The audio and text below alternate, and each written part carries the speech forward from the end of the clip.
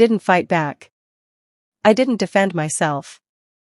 I didn't correct a single lie. I let them win. Because some victories are temporary. And some defeats take time to mature. This is not a loud revenge story. This is the kind that waits.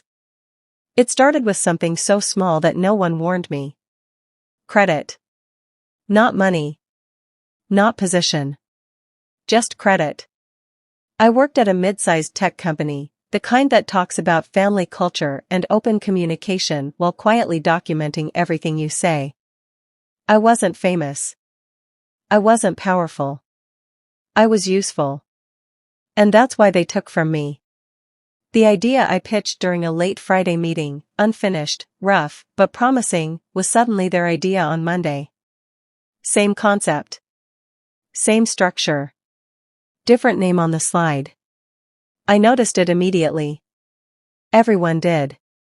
No one said anything. People expect confrontation. They expect anger. Emails. Meetings. Voices raised behind closed doors. I did none of that. I smiled. I nodded. I congratulated them. And in that moment, they thought I was weak. That was their first mistake. Silence is misunderstood. People think silence means surrender. It doesn't. Silence is observation without interference. I wanted to know. Who supported the lie? Who stayed neutral? Who benefited? Who felt uncomfortable but stayed quiet? Anger reveals nothing. Silence reveals everything.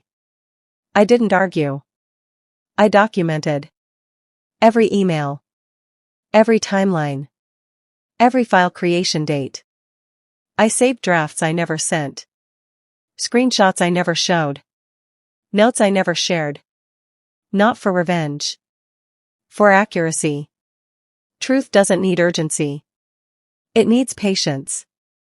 They told the story confidently. Confidence convinces people more than facts.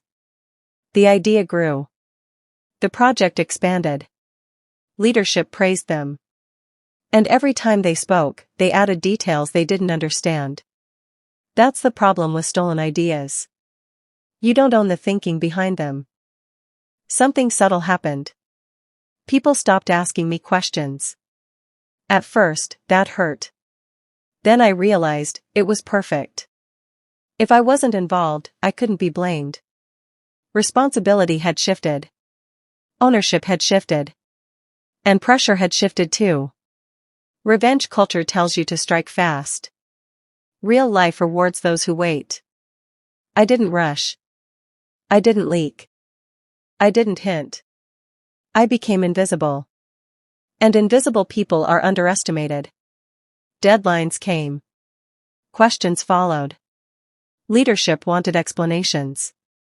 The answers sounded rehearsed. Inconsistencies appeared. Small ones. Technical ones.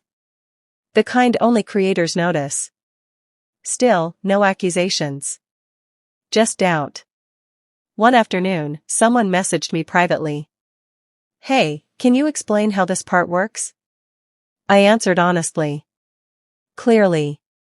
Without claiming ownership. And that's when confusion began. Because my explanation made sense. Theirs didn't. Correcting a lie gives it importance. I didn't say, that was my idea. I said, here's how I would approach this problem. Let others connect the dots. People trust conclusions they reach themselves. Months passed. The project stalled. Budgets tightened. Leadership wanted accountability. Still, I said nothing. Because pressure creates truth faster than confrontation. There was a meeting I wasn't invited to. That mattered. Because when leadership discussed the project without me, they noticed something. No one could explain the core logic. No one could adapt when assumptions failed. Ideas stolen from others don't come with instincts. Leadership asked for documentation. Roadmaps. Early drafts. Decision reasoning. Silence followed. Then excuses. Then blame shifting. And finally, panic. Not dramatically. Casually. Didn't he work on something like this before? That's how truth returns.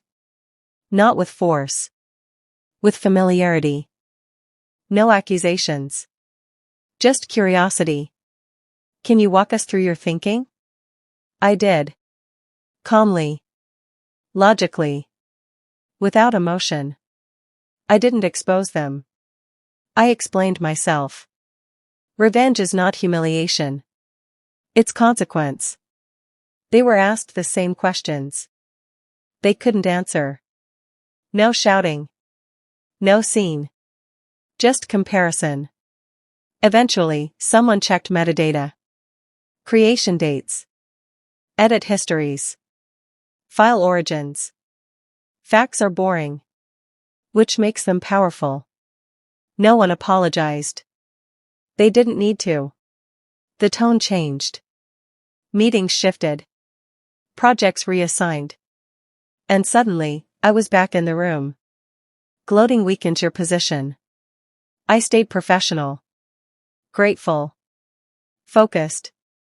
Revenge isn't about watching others fall. It's about standing when they can't. The real revenge wasn't exposure. It was trust. Leadership trusted me again. Opportunities followed. They stayed. But their influence didn't. They didn't lose jobs. They lost credibility. And credibility is slow to rebuild. I gained something better than justice. Control. Control over my reputation. My timing. My future. Because I didn't react emotionally. Because I didn't rush. Because I let systems do what systems always do. Reveal inconsistencies. No HR complaints. No drama. No enemies. Just reality correcting itself.